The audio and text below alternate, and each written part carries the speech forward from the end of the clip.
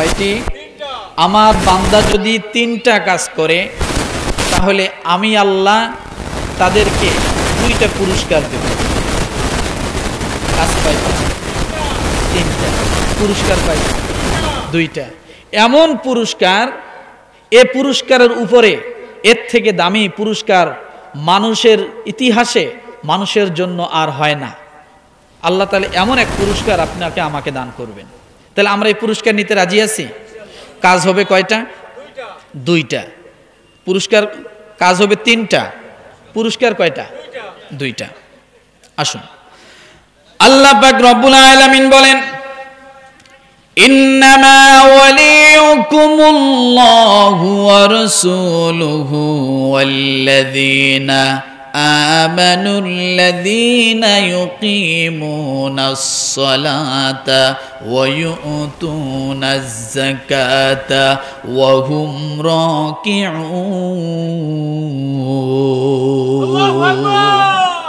হলো না? যখন কোরআনের আয়াত শুনবেন সঙ্গে সঙ্গে আল্লাহকে গ্রিন সিগন্যাল দিয়ে জানায় দেবেন, আল্লাহ আমি ক্ষুদ্র একজন হয়তো নগণ্য তোমার গোলাম, নগণ্য বান্দা, আজকে তোমার কোরআন শোনার জন্য আসছি, আমি হাজির, আমি তোমাকে আল্লাহ বলে প্রেজেন্ট করতেছি, আয় আল্লাহ তুমি আমাকে গ্রহণ করে নাও। তাহলে যখন কোরআনের আয়াত শুনবো কি বলবো? আল্লাহু আকবার। পারবেন? জোরে। আল্লাহ পাক রব্বুল আলামিন বলেন, ইন্নামাল মুমিনুনা আল্লাযীনা ইযা যুকিরাল্লাহু ওয়াজিলাত কুলুবুহুম ওয়া ইযা তুলিয়াত আলাইহিম আয়াতুহু যাদাতুহুম ঈমানান ওয়া আলা রাব্বিহিম ইয়াতাওয়াক্কালুন। রব্বুল আলামিন ডাক দিয়ে বলে, দুনিয়ার মানুষ,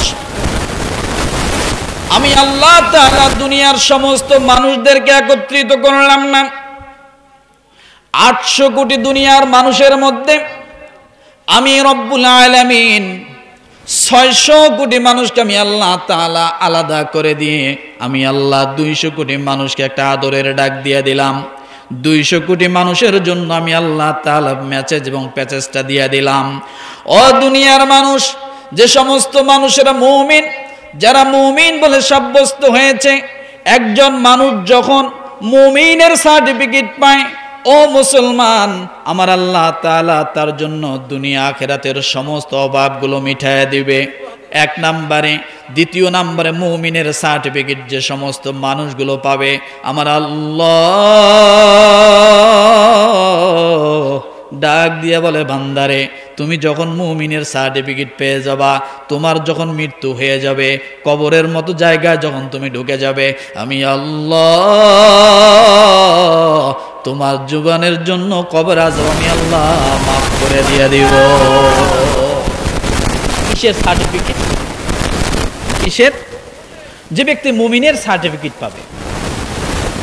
রব্বুল আলামিন শুধু তাই বলে শান্ত হলেন না, যে মানুষটা মুমিন বলে সাব্যস্ত হয়ে যাবে, আল্লাহ তাআলা ডাক দিয়ে বলে, হাবিব আপনি জানায়া দেন, আমি আল্লাহ ওই মানুষটাকে কবর থেকে যখন কিয়ামতের ময়দানে উঠাবো, ওই কিয়ামতের ময়দানে কোথাও তেমন কোনো ছায়ার ব্যবস্থা থাকবে না। আমি আল্লাহ তাআলা স্পেশাল একটা ছায়ার ব্যবস্থা করে রাখবো আমার কিছু সংখ্যক আদরের মোহাব্বতের বান্দাদের জন্য।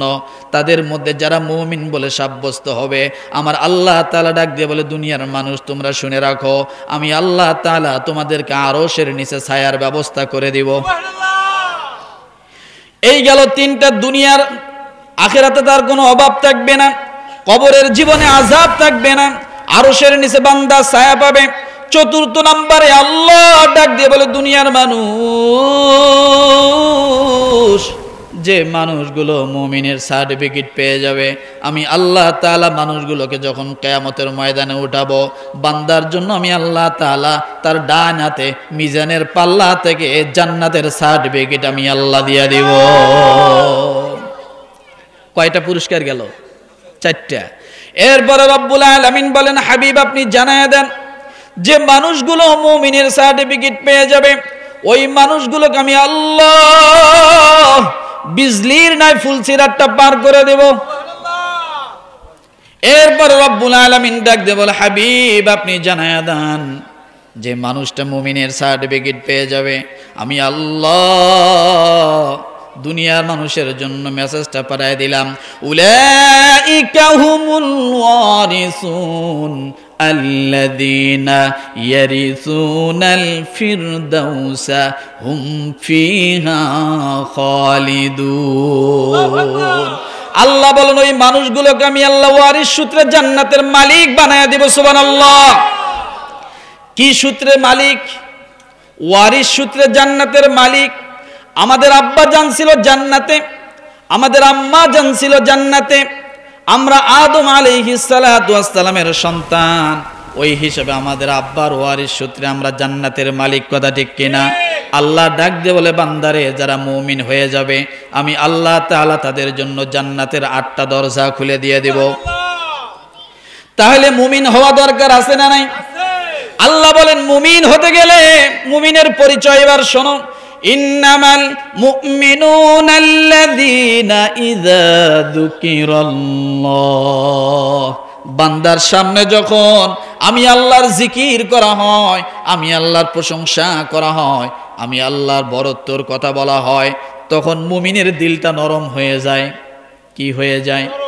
মুমিনের দিলটা নরম হয়ে যায়, মুমিনের দিলটা সংকুচিত হয়ে যায়। মুমিন নীরবে নির্জনে আল্লাহকে আল্লাহ বলে চোখের পানি ফেলায়, বালিশে মাথা দিয়ে আল্লাহর কথা যখন স্মরণ করে, মালিক এই যে মাথাটা বালিশের মধ্যে দিলাম, জানি না আগামীকাল আর জীবিত হয়ে থাকবো কিনা, আয় আল্লাহ আমার জন্য যদি জীবনের শেষ রাত এইটা হয়ে থাকে, আমার জন্য যদি জীবনের শেষ সূর্যটা ডুবে যেয়ে থাকে, তাইলে হয়তো আমার নাম কালকে লাশ হয়ে যাবে, আমার নাম আব্দুল করিম আব্দুল গফফার নামের আর তেমন কোনো পরিচয় থাকবে না। আমার আল্লাহ ডাক দিয়ে বলে, বান্দারে যে মানুষের সামনে আমার বরত্বর কথা বলা হয়, ওই মানুষের দিলটা নরম হয়ে যায়, সংকুচিত হয়ে যায়। শুধু তাই নয়, আল্লাহ বলেন, ওয়া ইযা তুলিয়াত আলাইহিম আয়াতুহু যাদাতুহুম ঈমানা। আল্লাহ বলেন ওই মুমিনের সামনে যখন কোরআনুল কারীমের আয়াতগুলো তেলাওয়াত করা হয়, কোরআনের আয়াত যখন তাদের সামনে কানের মধ্যে শ্রবণ করে, আমার আল্লাহ ডাক দিয়ে বলে, বান্দারে ঘুমান্ত ইমানটা, ঝিমান্ত ইমানটা, অল্প ইমানটা কোরআনের আয়াত শ্রবণ করার সঙ্গে সঙ্গে আমি আল্লাহ বান্দার ইমানটা আমি আল্লাহ আরো মজবুত করে দেই। তাহলে কোরআনের আয়াত শুনলে মুমিনের দিল ইমান বাড়ে না কমে? কথা বলেন, মুমিনের ভিতরে ইমান বাড়ে। ও মুসলমান ভালো করে শোনেন, আল্লাহর কালাম কত বড় দামি, কেমন করে ইমান বাড়ে। আল্লাহর কালামের সঙ্গে মানুষের যখন সম্পর্ক হয়ে যায়, ওই মানুষটা যত গুনাহগার হোক না কেন, ওই মানুষটা যত পাপী হোক না কেন, আমার আল্লাহ তার দামটা আরো বাড়ায়া দেয়। আসতে বলেন, আল্লাহর কালামের স্পর্শ যদি কারো লাগে, আল্লাহর কালামের টাচ যদি কেউ পায়, আমার আল্লাহ তাআলা তার দামকে আরো বাড়ায়া দেয়। বিশর হাফির নামে একজন আল্লাহর ওলি ছিলেন। তার আগে তার বিশাল একটা বদনাম ছিল, মানুষ তাকে অনেক খারাপ বলতো।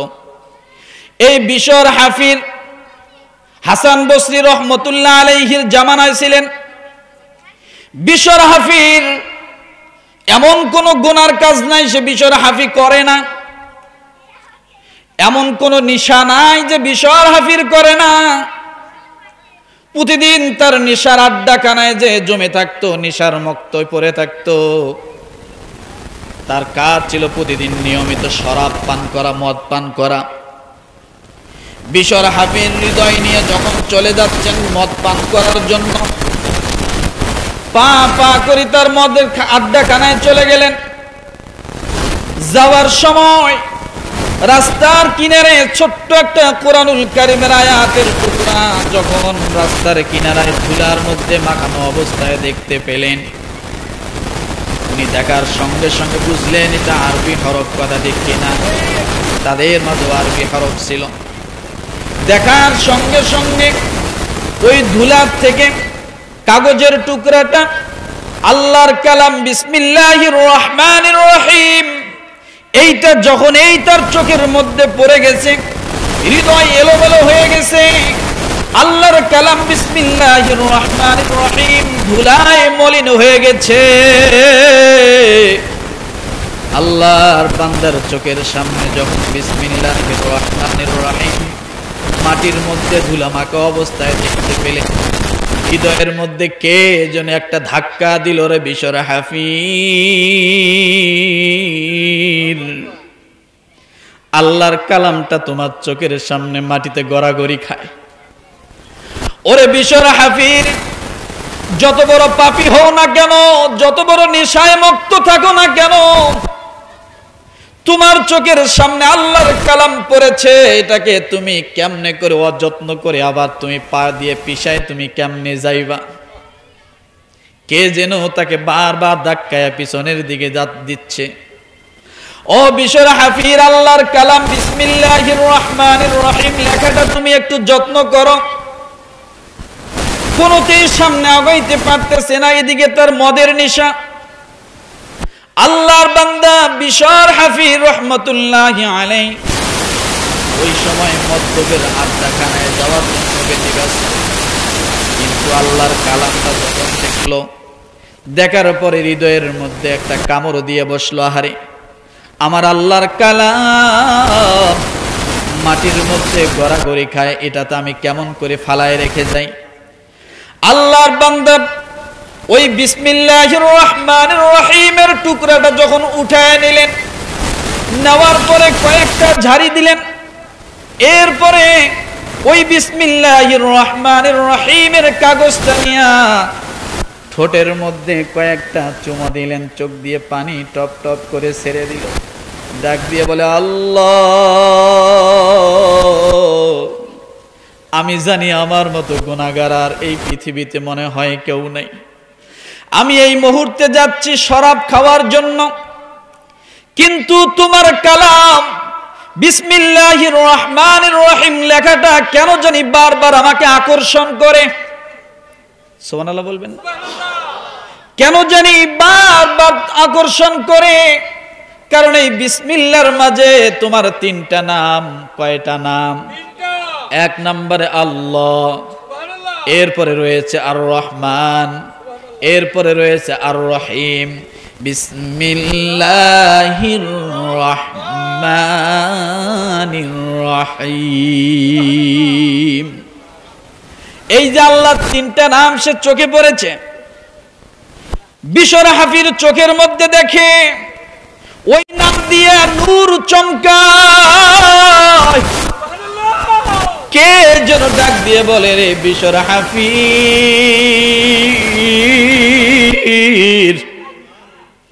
আমি আল্লাহর নামটা তোমার চোখের সামনে পড়ার উপরে তুমি কেমন করে রেখে যাইবা?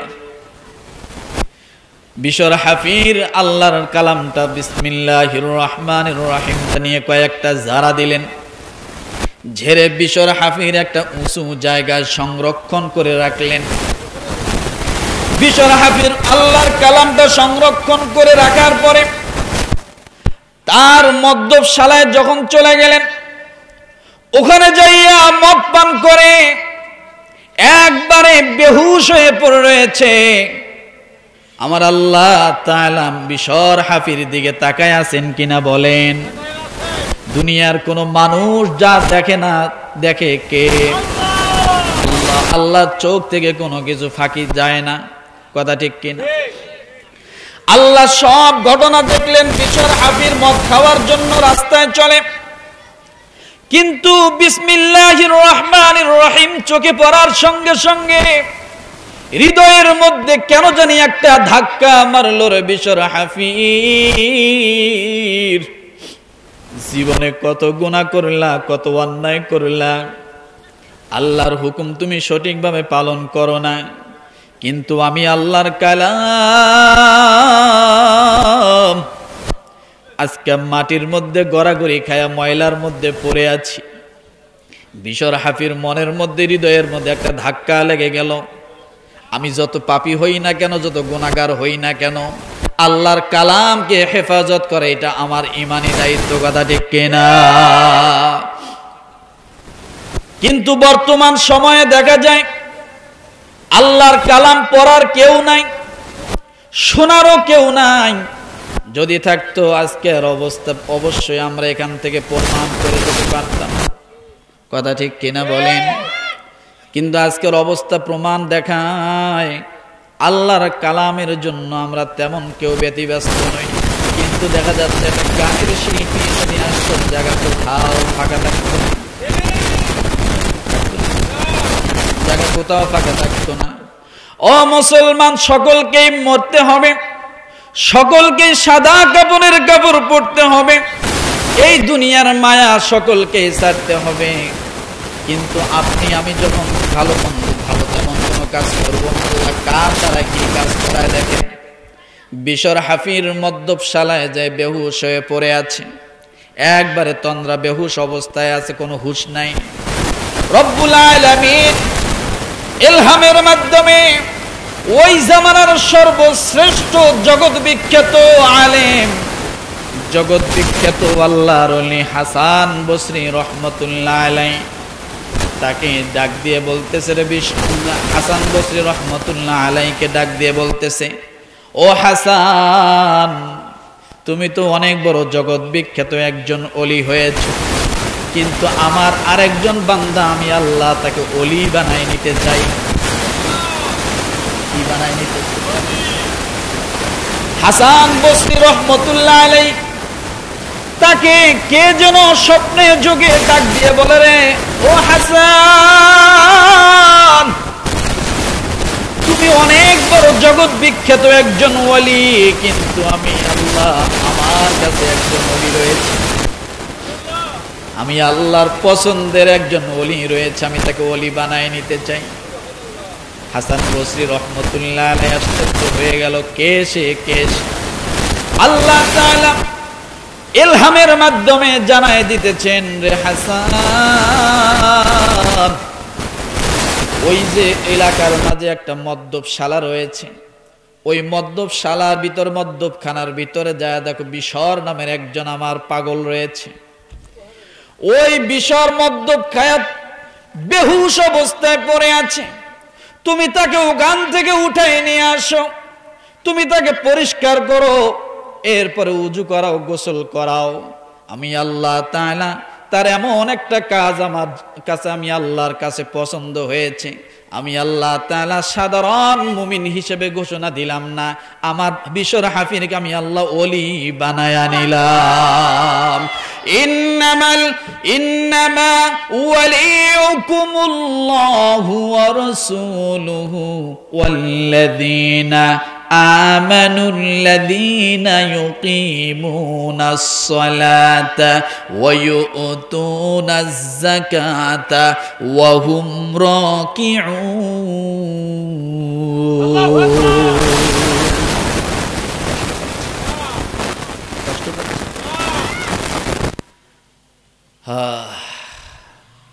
আল্লাহ যাকে টানে পৃথিবীর কোন সকলকে ঘোষণা করে দিল, আমি একটা মসজিদ বানাবো, কেউ এক পয়সা দান করতে পারবে না, কারো কোনো সহযোগিতা আমি নিব না, একাই মসজিদ বানাবো।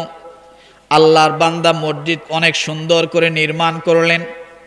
নির্মাণ করার পরে ঘুমিয়ে আছেন, মনের মধ্যে একটা আত্মতৃপ্তি, যাতে আমি মসজিদটা বানাইতে পারলাম, কিয়ামতের ময়দানে আর কোনো আমল আল্লাহর দরবারে কবুল হোক বা না হোক, অন্তত মসজিদ যে একটা বানাইছি কাউকে শরিক নেই নাই, পুরো মসজিদটা আমি নির্মাণ করে দিয়েছি, এই জন্য অন্তত আল্লাহ যেন আমাকে মাফ করে দেয়।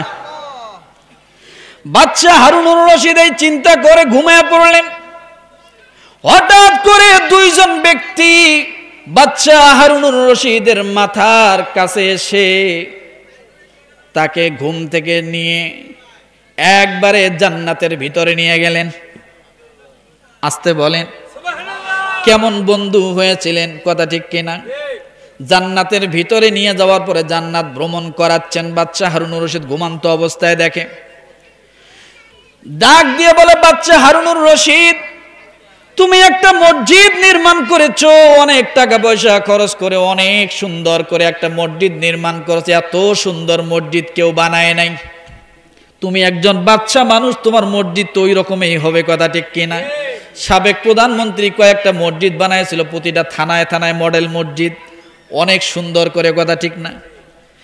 বাচ্চা হারুনুর রশিদ স্বপ্ন যুগে দেখে জান্নাতের মধ্যে ভ্রমণ করতেছে, এবার ডাক দিয়ে বলে, আমাকে কেন এখানে নিয়ে আসা হলো? বলে, বাচ্চা হারুনুর রশিদ, শুনে রাখো, তুমি একটা মসজিদ নির্মাণ করেছো, এই জন্য আমার আল্লাহ তোমার জন্য কেমন বালাখানা জান্নাতের মধ্যে রাখছে, তোমাকে একটু দেখানোর জন্য নিয়ে আসলাম। মান বানা লিল্লাহি মসজিদান বানাল্লাহু লাহু বাইতান ফিল জান্নাহ। ওই মসজিদ নির্মাণের সময় একজন লেবার, একজন হেল্পারি কাজ করে, আর মসজিদটা যখন বানায় তার চোখ দিয়ে টপ টপ করে পানি পড়ে, সব সময় কান্না করে, চোখ দিয়ে পানি গড়ায় গড়ায় ছেড়ে দেয়। মিস্ত্রি কন্ডাক্টররা ডাক দিয়ে বলে, তুমি কান্না করো কেন, কি হয়েছে তোমার, এত কান্দো কেন? কিন্তু হেল্পার কোনোদিন বলে নাই, রাজমিস্ত্রি কাজ করার সময় কোনোদিন বলে নাই কেন কান্দে। বাচ্চা হারুনুর রশিদকে যখন তার মসজিদ নির্মাণের বালাখানা যখন দেখানো হলো, ও বাচ্চা হারুনুর রশিদ, দুনিয়ার জমিনে একটা মসজিদ বানাইছো, জান্নাতের মধ্যে আমার আল্লাহ তোমার জন্য কেমন ঘরটা বানাইছে, তুমি একটু দেখো। বাচ্চা হারুনুর রশিদ দেখে যে এত সুন্দর চমৎকার একটা ঘর নির্মাণ করে দিয়েছে, বিশাল বড় একটা বালাখানা নির্মাণ করে দিয়েছে, এমন কিছু নাই যে সেই বালাখানার ভিতরে নাই। বাচ্চা হারুনুর রশিদ বড্ড খুশি। আমার বাচ্চা হারুনুর রশিদ মনে করে, আমার মতো এত সুন্দর জান্নাত মনে হয় আমার আল্লাহ আর কাউকে দেয় নাই। বিশাল খুশি হয়ে গেছে, মসজিদ নির্মাণ করার কারণে আল্লাহ জান্নাতে পুরস্কার দিয়েছে। যখন তার বালাখানা থেকে, জান্নাতের বালাখানা থেকে যখন তার ঘর থেকে বাচ্চা হারুনুর রশিদ বাইর হয়ে সামনের দিকে আসে, আসার পরে হঠাৎ দেখে বাচ্চা হারুনুর রশিদ যে জান্নাত পেয়েছে তার থেকে আরো অনেক সুন্দর একটা জান্নাতের ভিতরে বালাখানা। বাচ্চা হারুনুর রশিদ চিন্তা করে, আচ্ছা এতক্ষণ আমি আমার জান্নাতের ভিতরে ঘুরলাম, এত সুন্দর জান্নাত আমি দেখলাম, আমি তো ভাবছি যে আমার থেকে এত সুন্দর জান্নাত আর কারো নাই। এখন আমি বাহির হওয়ার পর এটা আবার কার? ওই যে দুই ব্যক্তি তাকে নিয়ে গিয়েছিল, প্রশ্ন করলো, ভাই আমি বিশাল এক সুন্দর মসজিদ নির্মাণ করেছি, রাসূল বলেছেন, মান বানা লিল্লাহি মাসজিদান বানাল্লাহু লাহু বাইতান ফিল জান্নাহ। যে ব্যক্তি মসজিদ নির্মাণ করে আমার আল্লাহ তার জন্য জান্নাতের মধ্যে বালাখানা নির্মাণ করে দেয়। এবার বাচ্চা হারুনুর রশিদ ডাক দিয়ে বলে, এত সুন্দর মসজিদ বানিয়েছি আমি একাই, কারো কাছে একটা টাকাও নেই নাই, এর বিনিময়ে আল্লাহ আমাকে জান্নাতে বালাখানা দিয়েছে, যা পেয়েছে অনেক তৃপ্তি, আর কিছু লাগবে না, এত সুন্দর বালাখানা আর হয় না। কিন্তু আমি যখন আমার জান্নাতের ভিতর থেকে বাইর হয়ে আসলাম, ঠিক আমার জান্নাত বরাবর আমার জান্নাতের সামনে আর একটা জান্নাত দেখতে পারলাম, তাতে মনে হলো আমার জান্নাতের থেকে আর উত্তম জান্নাত এটা। কে ভাই এই ব্যক্তি, কার জন্য এই জান্নাত? হারুনুর রশিদ আশ্চর্য হয়ে গেল। ওই দুই ব্যক্তি ডাক দিয়ে বলে, হারুনুর রশিদ, আপনি একজন বাচ্চা মানুষ, আপনি যে জান্নাত পেয়েছেন মসজিদ নির্মাণের কারণে, কিন্তু আপনার মসজিদ নির্মাণ করতে যায় ওই জায়গায় একজন রাজমিস্ত্রির হেল্পার ছিল, ওই হেল্পারের জন্য আমার আল্লাহ এই জান্নাতটা রেখে দিয়েছে।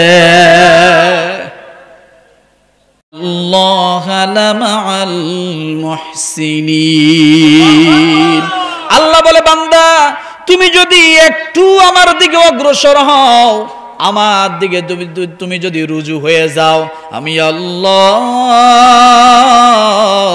তোমার মতো বান্দাটার হাত ধরে আমি আল্লাহ আমার সোজা রাস্তায় তোমাকে পরিচালিত করব। ইমান ইমান বলো মুসলিম, ইমান কি এতই সোজা? মুসলিম হয়ে কেউ কি কোনোদিন বহে শয়তানি বোঝা? ওরে মুসলিম তুমি ঘুমিয়ে পড়েছ, শয়তান ঢুকেছে মনে, ইমান তোমার লুটে নিয়ে গেছে, দেখনি খেয়াল করে। কষ্ট হচ্ছে, শেষ করে দিচ্ছি। ও মুসলমান, ভালো করে শুনে রাখেন, ইমানটা এত বড় দামি। আমার আল্লাহ তাআলা ডাক দিয়ে বলে, ও হাসান বসরি, তুমি একজন জগৎ বিখ্যাত ওলি হয়েছো, কিন্তু আমি আল্লাহ তাআলার কাছে পছন্দনীয় হয়েছে আমার একজন বান্দাকে আমি তাকে ওলি বানাইতে চাই। এবার ডাক দিয়ে বলে, বিশর হাফির নামে একজন আমার প্রিয় বান্দা আছে, মদ খায়া ঘুমিয়ে রয়েছে, আমি তাকে ওলি বানাবো। হাসান বসরি ডাক দিয়ে বলে, আল্লাহ একজন মদখোরকে তুমি ওলি বানাইবা, তোমার কারিশমা কিছুই বুঝি না গো আল্লাহ। আল্লাহ তাআলা ডাক দিয়ে বলে, রে হাসান, আমি আল্লাহ তাআলার নজরে বান্দাটাকে অনেক ভালো লেগেছে। শুধু তাই নয়, আমি আল্লাহকে সে কোনোদিন দেখে নাই, আমি আল্লাহকে তার দিব্যি চোখ দিয়ে কোনোদিন দেখে নাই। আমার তিনটা নামের একটা আয়াত রয়েছে, বিসমিল্লাহির রহমানির রহিম। এই তিনটা নামকে দেখার সঙ্গে সঙ্গে তার হৃদয়ের মধ্যে একটা ধাক্কা লেগে গিয়েছে, আমার প্রতি তার একটা মায়া লেগে গিয়েছে। আমাকে ওখান থেকে ডাক দিয়ে বলে, আল্লাহ তোমাকে কোনোদিন দেখি নাই, কিন্তু তোমার নাম তিনটা এখানে পড়ে আছে। এইটা মোহাব্বত করিয়া নাম তিনটা যখন উঠাইল, বিসমিল্লাহির রহমানির রহিম আল্লাহর কালামটা যখন মোহাব্বত করে উঠাইছে, আমি আল্লাহর কাছে এত ভালো লেগেছে, আমার দরিয়ার মধ্যে আরশে আজিমের মধ্যে জোশ মেরেছে।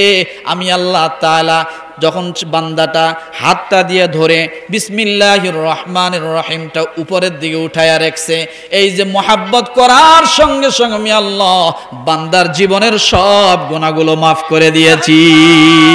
ওয়াল্লাহু ইয়াদউ ইলাল জান্নাতি ওয়াল মাগফিরাতি বিইذনিহি ওয়া ইউবাইয়িনু আয়াতিহি লিন-নাসি লাআল্লাহুম ইয়াতাযাক্কারুন।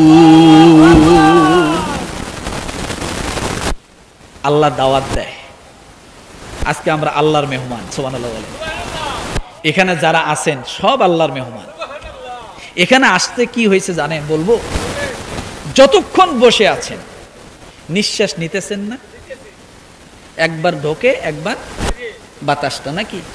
এইটা না থাকলে এমপির এমপিত্ব থাকবে না, মন্ত্রীর মন্ত্রিত্ব থাকবে না, প্রধানমন্ত্রী থাকবে না, ট্রাম্প থাকবে না, এরিয়াল শ্যারন থাকবে না, টনি ব্লেয়ার থাকবে না, রাষ্ট্রপতি থাকবে না, প্রধানমন্ত্রী থাকবে না। প্রধানমন্ত্রীর নাম হবে লাশ, রাষ্ট্রপতির নাম হবে লাশ। এই নিঃশ্বাসটা ঢুকবে, বাইর হবে না, বাইর হবে, ঢুকবে না, এতটুক, নাকি অন্য কিছু? হ্যাঁ, এতটুক। এই যেখানে বসে আছেন আল্লাহর হাবিবের সাহাবায়ে কেরাম রাসূলকে প্রশ্ন করলেন, ইয়া রাসূলুল্লাহ, আল্লাহর কালাম শোনার জন্য, দিন শোনার জন্য আপনার দরবারে আমরা তালিমের হালকায় বসে যাই, আমাদের কি কোনো ফায়দা হয় কিনা, সওয়াব হয় কিনা? নবীজি সাল্লাল্লাহু আলাইহি ওয়াসাল্লাম ডাক দিয়ে বলেন, ও আমার সাহাবীরা শোনো, আমার কোন উম্মত যদি কোরআন শোনার জন্য আমলের নিয়তে কোনো একটা জায়গার মাঝে সামান্য সময়তম বসে থাকে, যতক্ষণ পর্যন্ত বসে থাকবে বান্দা নিঃশ্বাসটা নিবে, নিঃশ্বাসটা ঢোকাবে, এক একটা নিঃশ্বাসের বিনিময় আমার আল্লাহ তাআলা নবী সুলাইমান আলাইহিস সালামের যে সিংহাসনটা ছিল, ওই সিংহাসন দান করলে, সদকা করলে যে পরিমাণ সওয়াব হতো, প্রতিটা নিঃশ্বাসের বিনিময়ে আমার আল্লাহ বান্দার আমলনামায় সওয়াব দিয়ে দেন। সুলাইমানের সিংহাসন এরকম, কিতাবের মধ্যে 24 বর্গ মাইল, বিশাল বড়, স্বর্ণ রূপা দিয়ে শুধু বানানো, এত বড় সিংহাসন। এই সিংহাসন দান করলে যে সব হতো, প্রতিটা নিঃশ্বাসের বিনিময় দিচ্ছে আল্লাহ। কেন দিচ্ছে জানেন? আমাদের নবীর পরে তো আর নবী নাই, আর আমাদের উম্মতের পরে আর কোনো উম্মতও নাই। আমরা তো শেষ উম্মত, আখেরি উম্মত না। আল্লাহ বলছে, রসুল হাবিব আপনি শোনেন, আমি আদম আলাইহিস সালামের কওমকে দিছি, নূহ আলাইহিস সালামের কওমকে দিছি, ইব্রাহিম আলাইহিস সালামের কওমকে দিছি, সব দিতে দিতে দিতে দিতে সর্বশেষ আপনি আর আপনার উম্মত আছেন। এরপরে আমার আর আলাদা করে দেওয়ার কেউ নাই। আপনার কোন উম্মত যদি আমার দ্বীনের কাজ করে, আমি আল্লাহ তাআলা তাকে বেগাইরি হিসাব দিয়ে দেব। আর তো কেউ নাই। মনে করেন আপনার বাসায় একটা দাওয়াত, সবাইকে খাওয়ানোর পরে সবশেষে দুইজন লোক আছে, তাকে খাওয়াই, কিন্তু মোটামুটি তরি তরকারি যা আছে ভালো আছে। এখন আপনি দেওয়ার সময় কি বলবেন? এ ভাই খান তো, আর নাই কেউ খাওয়ারে, ঢাইলে দিবেন। দিবেন কি দিবেন না? তার প্লেটে ঢাইলে দিবেন, ভাই খান তো, আর কেউ খাওয়ার নাই। সব শেষে হয় বেশি পায়, আর না হলে কম পায়, সমান পায় না। হয় থাকে না, আর নাহলে এমন থাকে 5-10 জনেরটা আছে, 2 জনে খাইয়ে খাওয়ায়, ভাই আর কেউ নেই, নিয়ে যান। কথা ঠিক কিনা?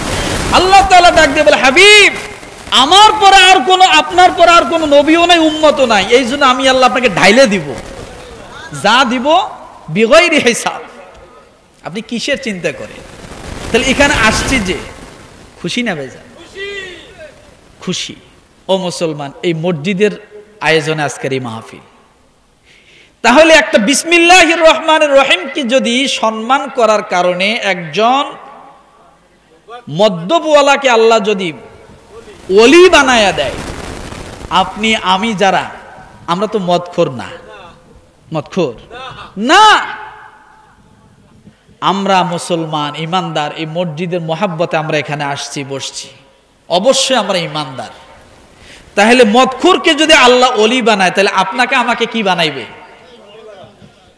আপনাকে আমাকে কি বানাইবে?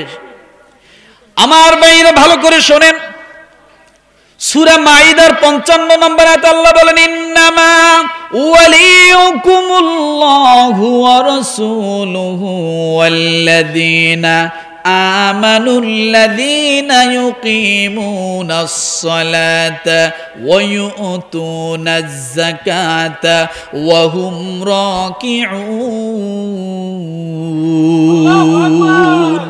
রব্বুল আলামিন সূরা মাইদার 55 নম্বর আয়াতে আল্লাহ জানিয়ে দিলেন, দুনিয়ার মানুষ, 3টা কাজ যদি তোমরা করতে পারো রে বান্দা, আমি আল্লাহ তাআলা 2টা পুরস্কার তোমাদেরকে দিব। 1 নাম্বার, ইন্নামা ওয়ালিয়ুকুমুল্লাহ, আল্লাহ বলে বান্দারে 3টা কাজ যদি তোমরা করো, আমি আল্লাহ তাআলা সর্বপ্রথম আমি আল্লাহ তোমাদের বন্ধু হয়ে যাব। কাজ কয়টা? 3টা। পুরস্কার কয়টা? 2টা। 1 নাম্বারে কে বন্ধু? আল্লাহ বন্ধু হয়। 2য় নাম্বারে আল্লাহ বললেন, ওয়া রাসূলুহু, দুনিয়ার সমস্ত নবীদেরকে আমি আল্লাহ বন্ধু বানায়া দিব। কে বন্ধু? যিনি কিয়ামতের ময়দানে হাকিম হয়ে থাকবেন, আর ওই আদালতের মাঝে যিনি ওকলাতি করবেন, ব্যারিস্টারি করবেন। হাকিম যদি বন্ধু হয়, ব্যারিস্টারও যদি বন্ধু হয়, রায়টা কোন দিকে আসবে? পক্ষে না বিপক্ষে? পক্ষে। আল্লাহ হলেন হাকিম, আর রসুল হলেন ওই বিচারালয়ের ব্যারিস্টার। রব্বুল আলামিন ডাক দিয়ে বলেন, শুধু তাই নয়, আমি আল্লাহ শুধু বন্ধু হলাম তাই নয়, আমার রসুলদেরকে আমি শুধু বন্ধু বানায় দিলাম তাই নয়। ও দুনিয়ার মানুষ, তোমরা শোনো, ওয়াল্লাযীনা আমানু, আল্লাহ ডাক দিয়ে বলেন, দুনিয়ার জমিনে আমি আল্লাহ যাদেরকে বন্ধু বানিয়েছি, আমি আল্লাহ তাআলা তাদের প্রত্যেকটা মানুষের সঙ্গে তোমাদেরকে বন্ধু বানায়া দিব। তাহলে আল্লাহ বন্ধু, রসুল বন্ধু, দুনিয়ার সব মুমিনদেরকে আল্লাহ কি করবেন? বন্ধু বানায় দিবেন। 1 নাম্বার কাজ কয়টা? 3টা। আল্লাহ পাক রব্বুল আলামিন এবার তিন কাজের কথা বলেন। ইউকিমুনাস সালাত, যে ব্যক্তি নামাজ প্রতিষ্ঠিত করবে, ওয়া ইউতুনাজ যাকাত, যারা যাকাত দিবে, ওয়া হুম রাকিউন, যারা দুনিয়ার জমিনে নম্রভাবে চলাফেরা করবে। কিভাবে চলাফেরা করবে? নম্রতার সাথে, সরলতার সাথে যে মানুষগুলো চলাফেরা করবে, আল্লাহ বলেন এই তিন শ্রেণীর লোক, নামাজি ব্যক্তি আমার বন্ধু, রসুলের বন্ধু, দুনিয়ার সব মানুষের বন্ধু।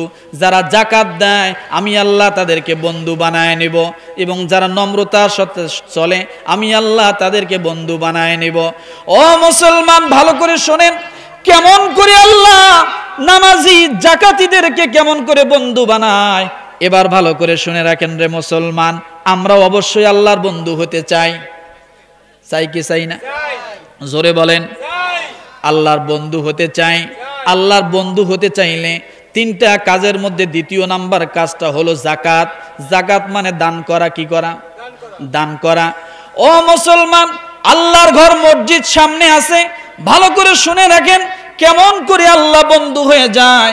বাদশাহ হারুনুর রশিদ নাম শুনেছেন? বাদশাহ হারুনুর রশিদ আল্লাহর একজন প্রিয় বান্দা ছিল, অনেক বড় বাদশা ছিল। বাদশাহ হারুনুর রশিদ ঘোষণা করে দিল, আমি একটা মসজিদ নির্মাণ করব, একাই একটা মসজিদ বানাবো, আর কোনো মানুষকে আমি এই মসজিদের সঙ্গে শরিক রাখবো না। একাই মসজিদ বানাবে, কারো 1 টাকা দান নিবে না। কোন ব্যক্তি বলছে এটা? বাদশাহ হারুনুর রশিদ। বাদশাহ হারুনুর রশিদ আল্লাহর কেমন বন্ধু ছিল, বন্ধু কেমন হয়েছে দেখেন। আল্লাহ কাকে কখন কোন সময় পছন্দ করবে কেউ জানে না। জানে? রব্বুল আলামিন ঘটনা ধরে রাখেন।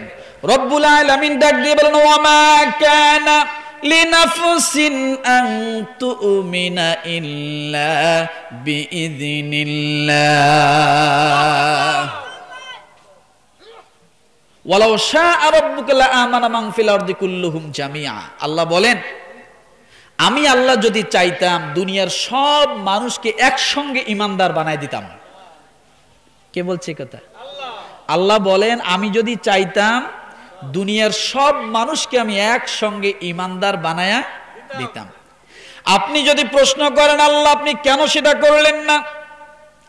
হিন্দু, মুসলমান, বৌদ্ধ, খ্রিস্টান, জাতি, ধর্ম, বর্ণ নির্বিশেষে, কামার, কুমার, জেলে, তাঁতি, doctor, master, conductor, driver, helper, চাষারু, মদারু, জুয়ারু, মুসারু, রাজরানী, ফকরানি, পথে পড়া, আদামরা, কাঙ্গাল, কাঙ্গালিনী, আপনি যদি ডাক দিয়ে বলেন আল্লাহ এত মানুষের ভেদাভেদ কেন আপনি তৈরি করলেন? ইহুদি, নাসরা, বৌদ্ধ, খ্রিস্টান, মুসলমান এত জাতে কেন বিভক্ত করলেন? আল্লাহ বলেন, ওয়ালাউ শাআ রাব্বুকা লাআমানা মান ফিল আরদি কুল্লুহুম জামিআ। আল্লাহ বলেন, আমি যদি চাইতাম দুনিয়ার সব মানুষকে আমি কি করতাম? একসঙ্গে ইমানদার বানায় দিতাম। দেখেন, নরসিংদী একটা জেলা আছে, চেনেন কি? ঢাকার পরে নরসিংদী একটা জেলা, পাঁচদনা নামের একটা থানা আছে। ওই থানার পাশে এক ভদ্রলোক, তার নাম হলো শ্রীযুক্ত বাবু গিরিশচন্দ্র সেন। কি নামটা বলছি বলে? শ্রীযুক্ত বাবু গিরিশচন্দ্র সেন। কষ্ট হচ্ছে না তো? মনোযোগ আছে? এই শ্রীযুক্ত বাবু গিরিশচন্দ্র সেন নামটা শুনে কি মুসলমান? বলেন তো কি নাম? সকলে বলেন। হিন্দু বেটা। নামটা কি? শ্রীযুক্ত বাবু গিরিশচন্দ্র সেন। এই ব্যক্তি বেটা হলো হিন্দু মানুষ, কিন্তু সে একটা মারাত্মক কাজ করে বসেছে। কাজটা হলো কি? সে কোরআনুল কারিমের আলিফ লাম মিম থেকে নিয়ে শুরু করে সূরা নাস পর্যন্ত বেটা হিন্দু মানুষ হয়ে পুরা কোরআনের তরজমা লিখেছেন।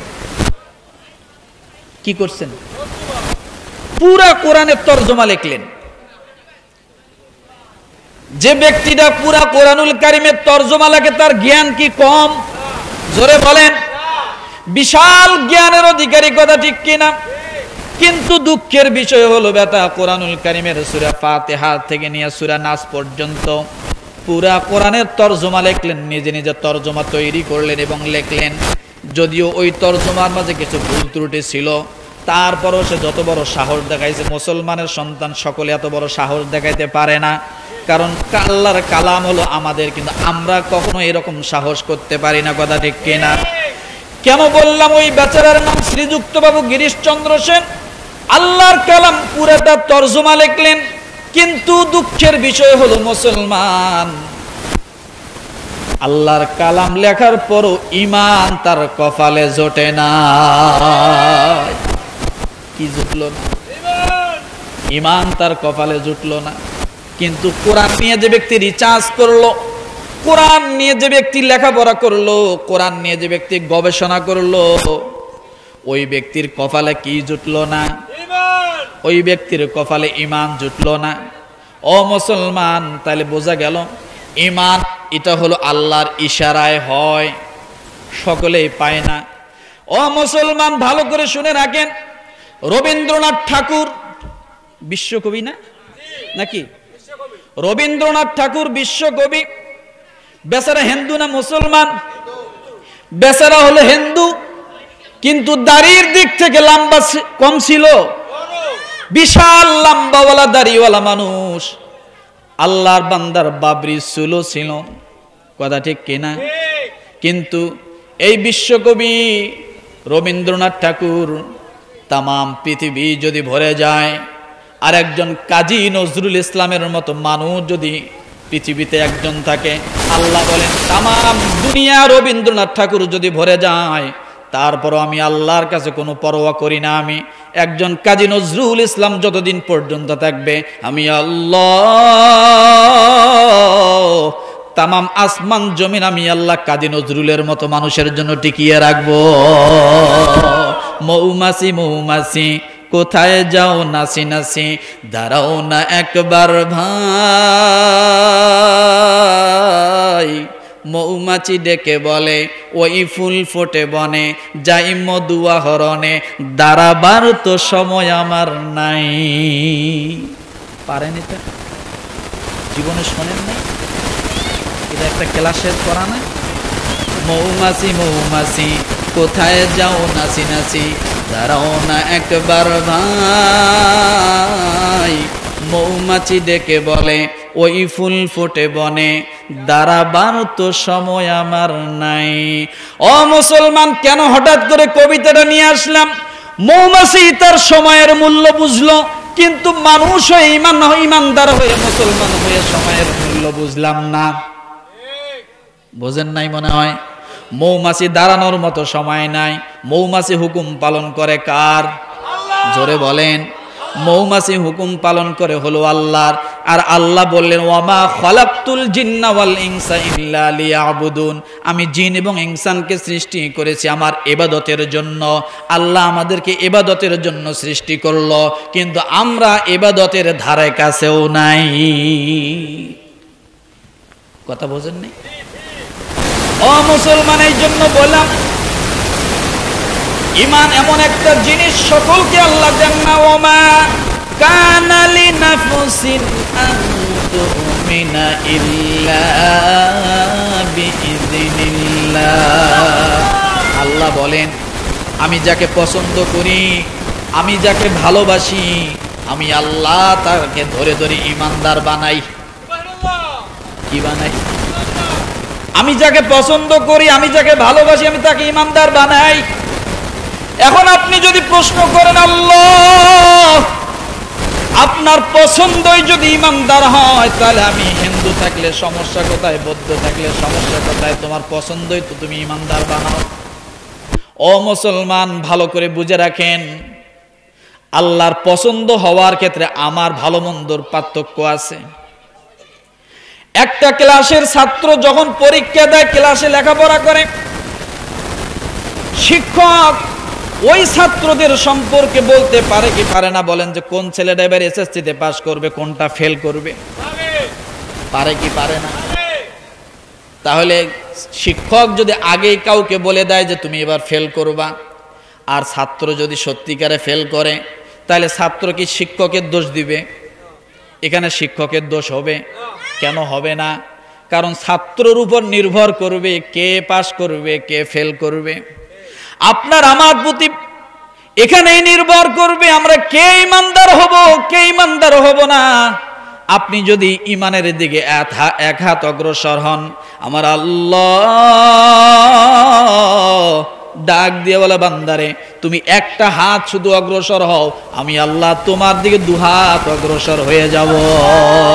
ফাযকুরুনি আযকুরুকুম ওয়াশকুরুলি ওয়ালা তাকফুরুন।